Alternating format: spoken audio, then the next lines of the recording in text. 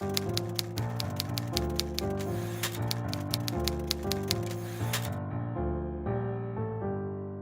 this is Bill Kenower, author of Right Within Yourself, an author's companion. And in my last video, I talked about craft and confidence. And today I want to talk about what I consider to be the source of your confidence as a writer, which is trust. And for me, trust is the belief in something that you cannot see or prove. So why is that useful for a writer? Why is that so necessary for a writer? Well, think about it. When an idea comes to you that you want to share in the form of the written word, it comes to you inside you. It comes to you in your imagination. And while it's in there, only you can see it. No one else on the planet knows anything about that story or poem or essay but what you choose to share. And you share it by laying your attention, your creative attention, on that idea, on that story, on that poem. And then you begin translating what you see, what you feel, what you hear in your imagination. You begin translating as accurately as possible onto the page in words what you see before you.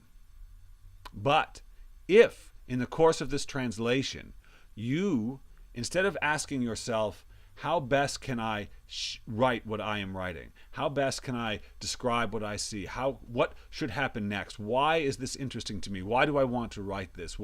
How can I share what is most interesting to me? If instead of asking that question, you ask, I wonder if this story is any good, or I wonder if anyone else would like to read this. As soon as you ask that question, you take your attention off the thing you're trying to write and onto this unanswerable question. And you have removed your attention from the thing you're trying to describe. You have lost trust in it. And as soon as you do that, as soon as you take your attention off the thing you're trying to describe, in an instant, it's gone. You can't see it anymore. And now, having asked that question, you are writing from the memory of the thing you were interested in. You aren't seeing the thing itself, like trying to see this painting and describe it. No, you're seeing the memory of that painting.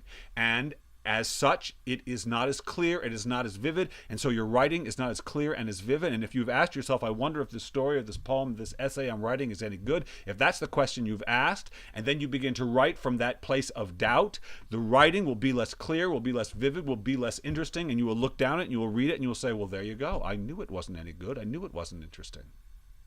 You have to trust that the feeling within you that says this is interesting, the feeling within you that says this is exciting, profound, or useful is enough.